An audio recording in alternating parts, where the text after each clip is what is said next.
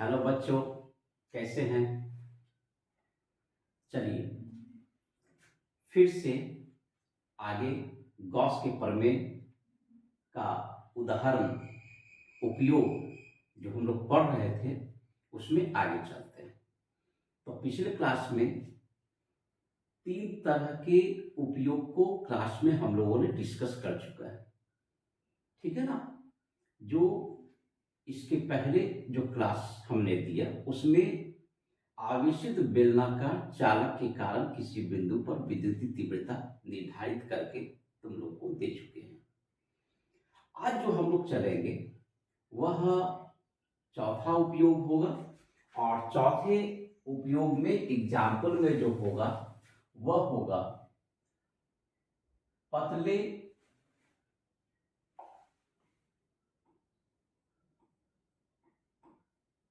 पतले आवेशित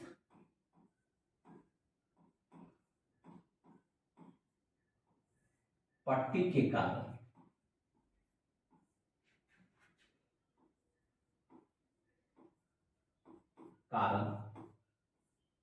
विद्युतीय तीव्रता का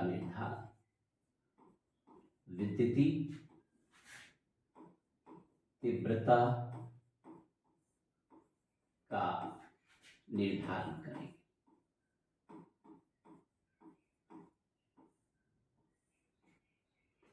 तो पतले आवेशित पट्टी के कारण विद्युतीय तीव्रता का निर्धारण करने के लिए जा रहे हैं। अब ये पतला आवेशित पट्टी क्या है? तो पतला आवेशित पट्टी है जैसे कि एक बहुत पतला पेज ले लो, जैसे यही कोई पेज है हमारा, ये पट्टी है, तो ये क्या है? कुचालक है। ऐसा ही पट्टी जो है वह सुचालक का भी हो सकता है, जैसे एल्युमिनियम शीट हो, कॉपर शीट हो, कॉपर का बना हो सकता है, एल्युमिनियम का हो सकता है। तो ये अगर पट्टी को अगर हम लोग आवेशित कर देना, तो इस पट्टी को आवेशित करने पर क्या होगा? इस पट्टी को आवेशित करने पर,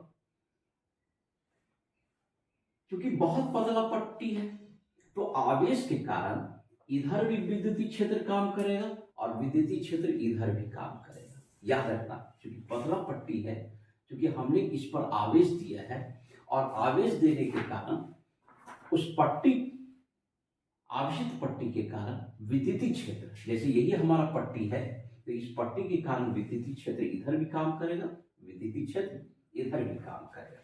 तो इस तरह से हम लोग पहले एक पट्टी ले लेते हैं और एक पट्टी बनाते हैं, पहले पतला पट्टी।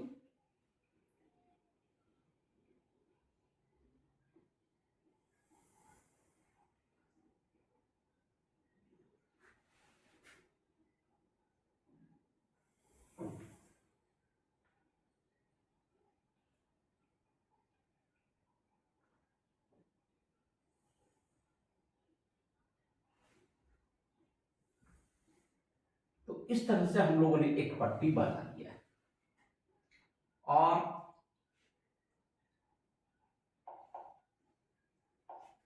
इस पट्टी पर आवेश, क्योंकि पट्टी तो द्विविमी होता है, 2 विमा होगा इसमें, तो पट्टी में सतह पर यहां पर क्या है? पूरे क्षेत्रफल पर आवेश फैला हुआ है। इसलिए यहां पर हम लोग लेते हैं आवेश का तली घनत्व, तो सिग्मा आवेश का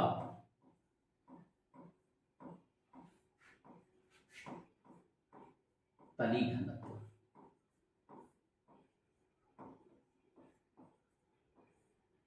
इस पॉइंट पर पहले भी हम लोग फोकस कर चुके हैं।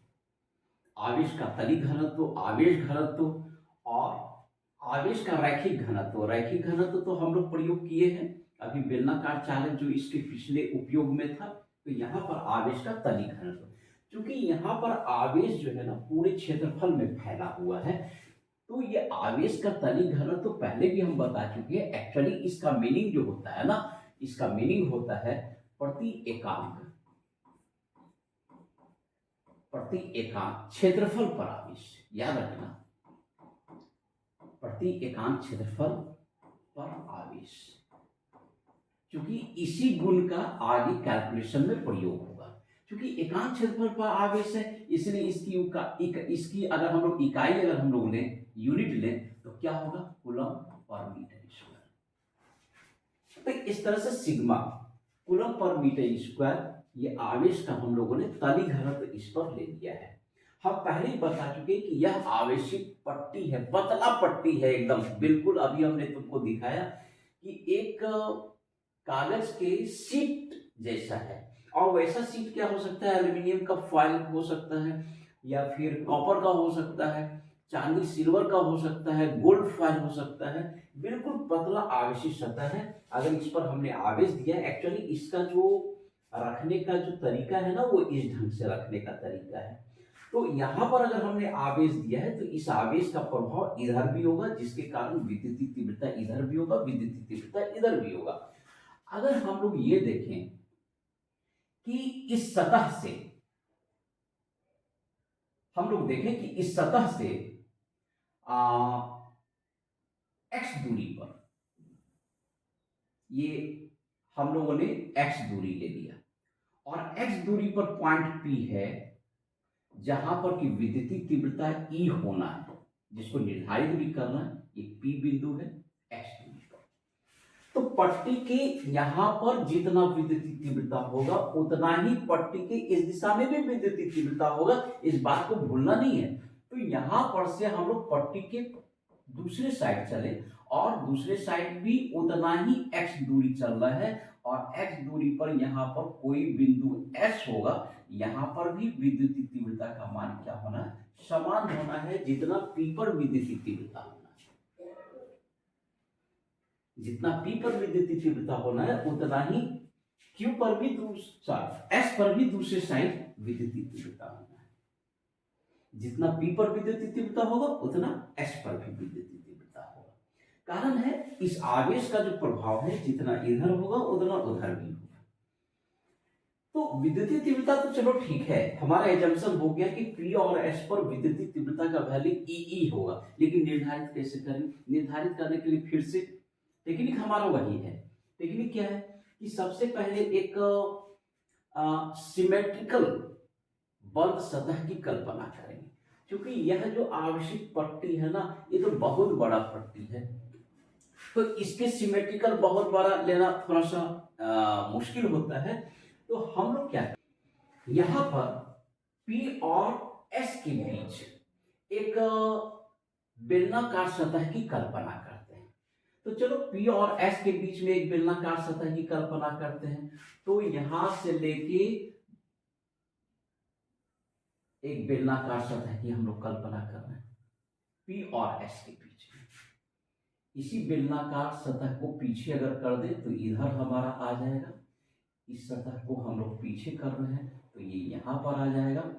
और यह बेलनाकार सतह देखो बहुत ही अल्प अनुप्रस्थ परिच्छेद का मिला है, और यह अल्प अनुप्रस्थ परिच्छेद का जो क्षेत्रफल है, इसका क्षेत्रफल क्या है, ds सदिश।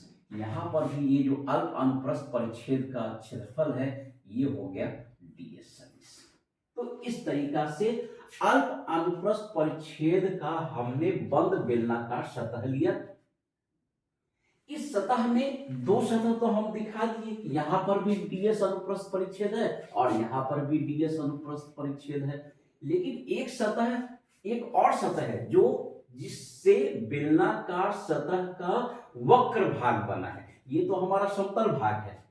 यहां पर तीन तरह का सतह है बेलनाकार सतह में, एक इधर का समतल सतह, एक इधर का समतल सतह, और इसका बॉडी जो वक्र सतह है।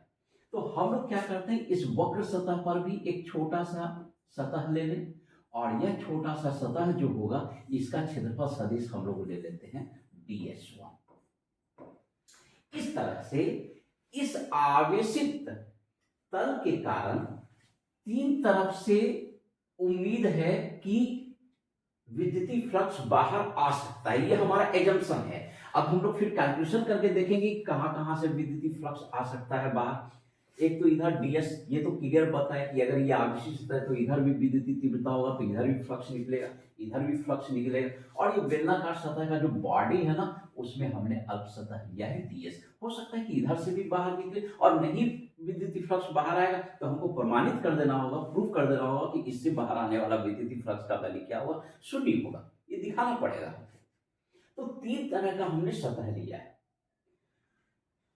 और ये जो बंद बेलनाकार सतह है, ये ध्यान रखना है कि चूंकि ds अनुप्रस्थ परिच्छेद का बेलनाकार सतह है, तो यह आवेशित पट्टी के ds क्षेत्रफल को अपने में घेरा है। ds अनुप्रस्थ परिच्छेद का क्षेत्रफल यहाँ पर। तो इस बंद सतह के अंदर इतना अगर क्षेत्रफल आ गया है, तो आवेश कितना होगा इस बंद सतह के अंदर? तो हम लोग यहां पर देखेंगे सिग्मा बंद सतह का क्षेत्रफल कर दो, कुल हमारा इतना आवेश इसके अंदर बंद है, बंद बेलनाकार सतह, याद रखना। इसीलिए हम लोगों ने क्या किया, ds को क्लोज इंटीग्रेशन किया कि इसके अंदर कुल आवेश हमारा कितना है, Q equal to sigma ds। फिर से तरीका जो हमारा शुरू होता है ना, बेस वही है। अब आइए गॉस के प्रमेय से। गॉस का प्रमेय क्या कहता है? तो गॉस के प्रमेय से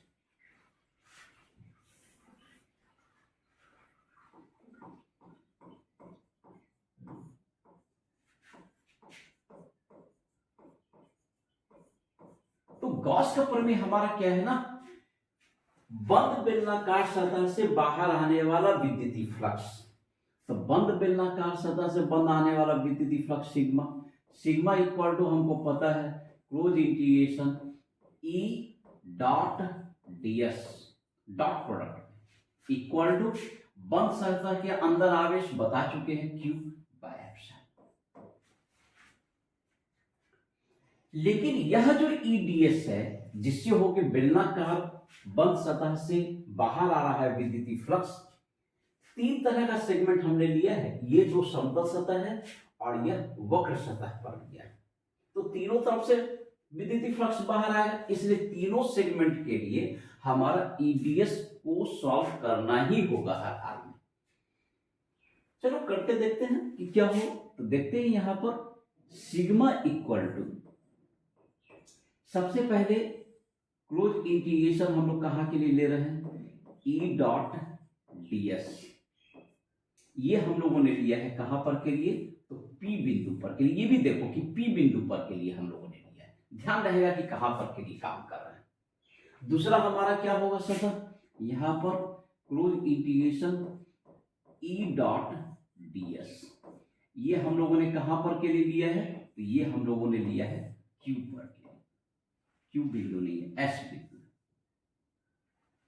S के लिए हम लोगों ने लिया। और तीसरा ds1, ये जो वक्र सतह के ऊपर है, इसको T एज्यूम कर लें, तो क्या हो जाएगा, close integration E dot ds1। यहां पर क्षेत्रफल क्या है, ds1 है, कहां पर के लिए, तो T बिंदु पर के लिए। इतना हो गया। दैट इक्वल टू कितना हो जाएगा, that equal to Q by epsilon.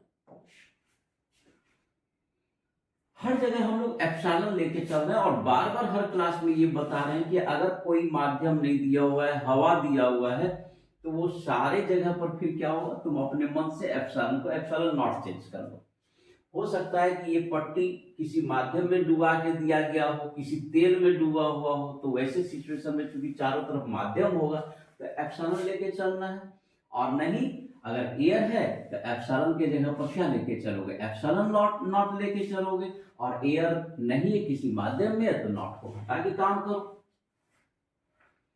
अब क्या है, तुम देखो अच्छे तरीका से, यहां के लिए ds और E दोनों एक ही दिशा में है, तो ऑब्वियसली थीटा बराबर 0 डिग्री। यहां पर के लिए भी अगर तुम देखोगे तो यहां पर के लिए भी तीव्रता और क्षेत्रफल सदिश एक ही दिशा में है, तो यहाँ के लिए भी थीटा इक्वल टू कितना हो जाएगा 0 डिग्री। लेकिन यहाँ पर के लिए देखो तीव्रता का दिशा इस लाइन पर है, येलो वाले लाइन पर है, लेकिन डीएस क्षेत्रफल इधर है, तो यहाँ थीटा इक्वल टू क्या होगा 90 डिग्री।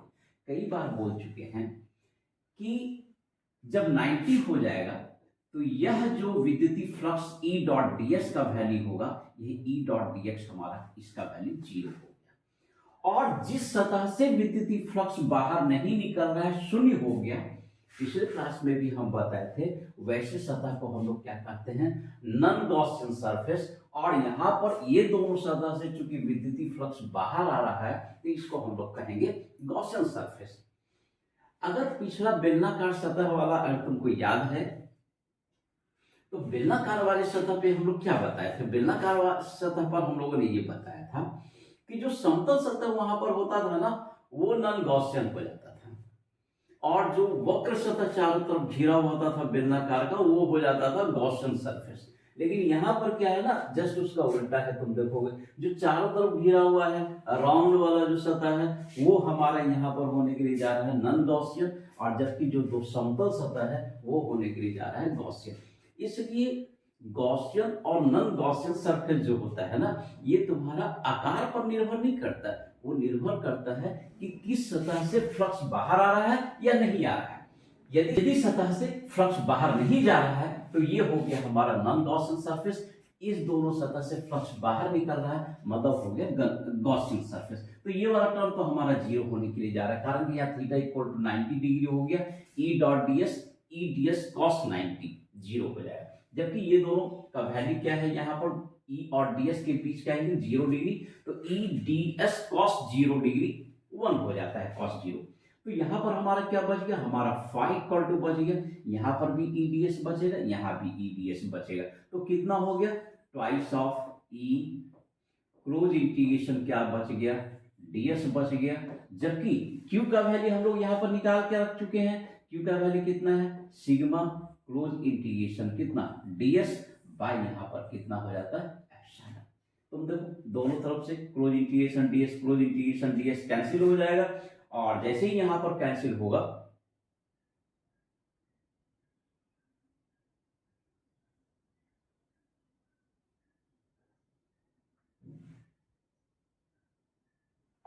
जैसे ही यहां पर कैंसिल होगा, E equal to sigma by, यही तो इस आवश्यक पट्टी के कारण पी पर या एस पर विद्युत तीव्रता का व्यंजक निकल गया, पट्टी के कारण विद्युत तीव्रता। ऐसा ही एक और, ये तो हमने फोर्थ बताया, ये चौथा उपयोग था। तो पांचवा उपयोग क्या है ना, किसी आवेशित सतह के कारण विद्युत तीव्रता निकालना है। अब देखते हैं, वह भी आवेशित सतह क्या होगा ना, बड़ा होगा। जस्ट इसी ढंग का कैलकुलेशन होगा, अगर तुम चाहोगे तो इसी में हम अमेंडमेंट करके हम बता सकते हैं, ठीक है ना। तो पहले इसको नोट कर लेना है, पहले तुम लोग इसको अच्छे से चला के नोट कर लो, फिर अभी तुरंत अभी हम बता रहे हैं इसका पांचवा उपयोग, जो आवेशित सतह के कारण विद्युत तीव्रता होगा। बल्कि होगा तो हम इसी को अभी हम अमेंडमेंट कर देंगे, और अमेंडमेंट करके इसलिए इसी से बता देंगे ताकि तुमको समझने में सुविधा होगा, कहीं पर कोई कि इसके लिए अलग याद रखना, उसके लिए अलग याद रखना, ऐसा कोई बात नहीं। चलो पहले नोट कर, हम लोग पांचवा उपयोग जो गॉस के प्रमेय का देखने के लिए जा रहे हैं, वह पांचवा उपयोग क्या है, आवेशित सतह के कारण विद्युतीय तीव्रता का निर्धारण। अभी हमने तुमको पहले ही बताया कि जो चौथा उपयोग था ना, आवेशित पट्टी के कारण विद्युतीय तीव्रता का निर्धारण, बस उसी को हमने अमेंडमेंट कर दिया। अभी हम तुरंत तुमको बताया कि उसी को अमेंड कर देंगे। अमेंड करके समझने से क्या होगा, तुमको कैलकुलेशन का प्रेशर नहीं रहेगा। जैसा कैलकुलेशन आवेशित पट्टी के लिए था, उसी से मिलता जुलता कैलकुलेशन तुम्हारा यहाँ आवेशित सतह के कारण विद्युतीय तीव्रता का भी निर्धारण हो जाएगा। अब देखो यहाँ पर आवेशित सतह क्या है, जैसे मान लो जिस पृथ्वी पर हम खड़े हैं, जिस रूम में खड़े हैं, उसका सतह किसी तरीका से आवेशित हो गया, तो क्या होगा, इस पूरे रूम में विद्युतीय तीव्रता आ जाएगा, विद्युतीय फ्लक्स चलने लगेगा। लेकिन हमको ऊपर के सतह से मतलब है ना कि ऊपर का सतह हमारा आवेशित हो गया। अब अंदर में पृथ्वी का क्या हो गया उसका तो कैलकुलेशन से हमको कोई मतलब है नहीं, कोई मतलब नहीं है। इस रूम में मोटी दीवार है और दीवार का सतह अगर मान लो यहाँ पर आवेशित हो गया तो हम विद्युतीय क्षेत्र में आ जाएंगे। पीछे से हमको क्या मतलब है कि दीवार के पीछे क्या है भाई। तो ऐसा ही एग्जाम्पल है। तो यहाँ पर देखो पहले क्या था ना, हमने इसको पट्टी बनाया था लेकिन इसको सतह में क्या है ना इधर वाला फिगर को हटा दिए और देखो मान लो ये पृथ्वी का एक सतह है तो हमको आगे से मतलब है, पीछे से तो कोई मतलब है नहीं, पीछे धरती के अंदर का भाग है। तो यहाँ पर एक आवेशित सतह हो गया। यहाँ पर भी उसी तरह से चूंकि सतह है उसमें क्षेत्रफल होगा और सतह पर क्या है कि आवेश फैला हुआ है। कितना आवेश फैला हुआ है? सिग्मा। सिग्मा का मतलब आवेश का तलिक घनत्व प्रति एकांक क्षेत्रफल पर आवेश। यहां पर भी वही लेते हैं, प्रति एकांक क्षेत्रफल पर आवेश। और इसके कारण चूंकि हम बताएं जैसे ये धरती का पृथ्वी का छोटा टुकड़ा है जो आवेशित हो गया है, मेरे रूम का हो सकता है कि ये भाग हो जो कि आवेशित हो गया, हमको उसके अंदर से क्या मतलब, तो देखो यहाँ अंदर से कोई मतलब नहीं। जो भी विद्युतीय तीव्रता या विद्युतीय फ्लक्स गुजरना है वो इस दिशा में गुजरना है। अगर इस दिशा में अगर विद्युतीय फ्लक्स अगर गुजर रहा है तो हम लोग को निकालना क्या है, पी पर तीव्रता। पहले ही की तरह क्या करेंगे, पी पर बहुत छोटा सा सतह डीएस क्षेत्रफल का हमने अवयव ले लिया और डीएस अनुप्रस्थ परिच्छेद का बेलनाकार सतह बना लिया। यह बेलनाकार सतह पट्टी में पीछे तक जाता था, पीछे तक नहीं लाना, यहीं तक रोकना है। कारण यह हमको पृथ्वी के अंदर से तो कोई मतलब है नहीं। तो यहां पर यह जो बेलनाकार सतह है ना, यह आवेशित सतह और पी बिंदु के बीच में हमने बेलनाकार सतह लिया जिसका अनुप्रस्थ परिच्छेद कितना है, डीएस है। तो तुम देखोगे यह डीएस क्षेत्रफल चूंकि घेर चुका है। फिर से हम लोग क्या करेंगे इस सिचुएशन में भी कि बंद बेलनाकार सतह के अंदर आवेश क्या होगा। तो बंद बेलनाकार सतह के अंदर अगर हम लोग आवेश निकालेंगे तो उसके अंदर आवेश हो जाएगा Q, और Q इक्वल टू क्या हो जाएगा, क्योंकि डीएस क्षेत्रफल इसने घेर के रखा है। तो डीएस क्षेत्रफल अगर घेर कर रखा है तो क्या होगा, एकांक क्षेत्रफल पर आवेश चूंकि सिग्मा है इसलिए डीएस क्षेत्रफल पर आवेश क्या होगा, क्योंकि यह क्षेत्रफल तो बंद है तो बंद क्षेत्रफल हमने कर दिया close integration DS into sigma. तो इसके अंदर जो आवेश है वो कितना आवेश है, इस बंद बेलनाकार सतह के अंदर आवेश। अगर बंद बेलनाकार सतह के अंदर आवेश इतना हो गया तो हम लोग ये देखेंगे कि इस बंद बेलनाकार सतह से कितना विद्युतीय फ्लक्स निकल रहा है, पहले ही की तरह हम लोग जानेंगे। तो फिर से गॉस के प्रमेय का उपयोग करेंगे। बंद बेलनाकार सतह से बाहर आने वाला विद्युतीय flux close integration EDS Q by epsilon. लेकिन फिर से यहाँ पर ईडीएस को हमको एनालिसिस करना होगा कि यहाँ पर दो तरह का सतह फिर से दिख रहा है, एक समतल सतह है और दूसरा क्या है, यहाँ पर वक्र सतह है। एक समतल सतह और वक्र सतह। तो समतल सतह के लिए क्या हो जाएगा ई डॉट डीएस, और वक्र सतह पर हमने क्षेत्रफल छोटा सा अवयव लिया है, पहले ही वाला क्षेत्रफल दिया हुआ पहले फिगर का, तो क्या है ई डॉट डीएस हो। तो ये हमारा टी बिंदु के लिए, ये पी बिंदु के लिए पहले भी डिस्कस कर चुके हैं। क्योंकि यहाँ पर थीटा इक्वल टू 90 डिग्री होगा इसलिए यह हमारा नॉन गॉसियन सरफेस कहलाएगा, और नॉन गॉसियन सरफेस के कारण यहाँ पर से निकलने वाला विद्युतीय फ्लक्स का वैल्यू कितना हो जाएगा, 0 हो जाएगा। ये टर्म खत्म हो गया, बच गया हमारा कितना, बच गया ई डॉट डीएस। क्योंकि यहाँ पर ई और डीएस के बीच का कोण 0 डिग्री है तो 0 होने के कारण cos 0 1 तो बच गया नेट सॉल्व होके, ये डॉट प्रोडक्ट सॉल्व करने के बाद E close integration DS equal to Q by epsilon. हम लोग क्या करेंगे, क्यू का वैल्यू सेट कर दिया। क्यू का वैल्यू पहले से हमारा डिराइव किया हुआ है, sigma close integration DS by epsilon.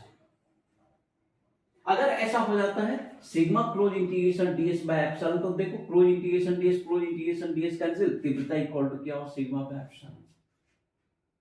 बिल्कुल सेम कैलकुलेशन है और उसी फिगर को थोड़ा सा हमने अमेंडमेंट कर दिया। जो चौथा वाला जो उपयोग था, किसी आवश्यक पट्टी के कारण विद्युतीय तीव्रता को ही हमने थोड़ा सा अमेंडमेंट कर दिया। इसमें पीछे वाला जो कैलकुलेशन होता था वो साइलेंट हो गया, हट गया। बाकी सेम कैलकुलेशन। इस मेथड से अगर तुम सोच रहे हो ना, तो दोनों का कैलकुलेशन एक ही तरह है। अब एग्जामिनेशन में चाहे आवेशित सतह के कारण विद्युतीय तीव्रता निकलवाए या आवेशित पट्टी के कारण, मेथड तो हमने तुमको सेम दिया, लैंग्वेज भी सेम दिया। बस क्या है ना, आवेशित पट्टी के कारण विद्युतीय तीव्रता जो होता है ना, आवेशित पट्टी के कारण सिग्मा बाय ट्वाइस एप्सिलॉन, याद रखना। और आवेशित सतह के कारण विद्युतीय तीव्रता क्या होता है, सिग्मा बाय एप्सिलॉन। एक बात और जानना है, कभी कभी आवेशित सतह के कारण विद्युतीय तीव्रता का निर्धारण नहीं पूछ के तुमसे पूछ देगा, कूलम का सूत्र स्थापित कीजिए। एक है कूलम का नियम और ये है कूलम का सूत्र निर्धारित कीजिए। विद्युतीय तीव्रता के लिए कूलम का सूत्र निर्धारित कीजिए। बस इतना ही लैंग्वेज दे देगा। देखो यहां पर टेक्निक है। जनरली अगर इस ढंग का क्वेश्चन आता है कि विद्युतीय तीव्रता के लिए कूलम का सूत्र निर्धारित कीजिए, तो अधिकतर बच्चे क्या करते हैं ना, कूलम का नियम F directly proportional to Q1 Q2 F inversely proportional to R square लेके स्थापित कर दिया। नहीं, एकदम क्लियर हो जाता है कि आवेशित सतह के कारण जो विद्युतीय तीव्रता है वो सिग्मा बाय एप्सिलॉन। और एकदम याद रखना, इसको हम लोग कूलम का सूत्र कहते हैं। कूलम के सूत्र और कूलम के नियम में एकदम डिफरेंस बना के रखना है। कूलम का नियम एक अलग क्वेश्चन है, कूलम का सूत्र ये डेरिवेशन है। और आवेशित सतह के कारण विद्युतीय तीव्रता को रिप्लेस करके देगा, कूलम के सूत्र को स्थापित कीजिए। इस बात को हम बार बार कह रहे हैं, कंफ्यूज नहीं करना है इसमें। और ये जो आवेशित सतह के कारण विद्युतीय तीव्रता है, यह जस्ट डबल है आवेशित पट्टी के कारण विद्युतीय तीव्रता। आवेशित पट्टी के कारण जो विद्युतीय तीव्रता है उससे आवेशित सतह के कारण विद्युतीय तीव्रता जस्ट डबल होता है। ठीक है, इस बात को एकदम हमेशा ध्यान रखना है कि क्या यहां पर डिफरेंस है दोनों में। आवेशित पट्टी, आवेशित सतह। आवेशित पट्टी के कारण विद्युतीय तीव्रता सिग्मा बाय 2 एप्सिलॉन, जबकि आवेशित सतह के कारण विद्युतीय तीव्रता सिग्मा बाय एप्सिलॉन। और सिग्मा बाय एप्सिलॉन कूलम का सूत्र कहलाता है। क्लियर है? इसको आप लोग रिवीजन करें।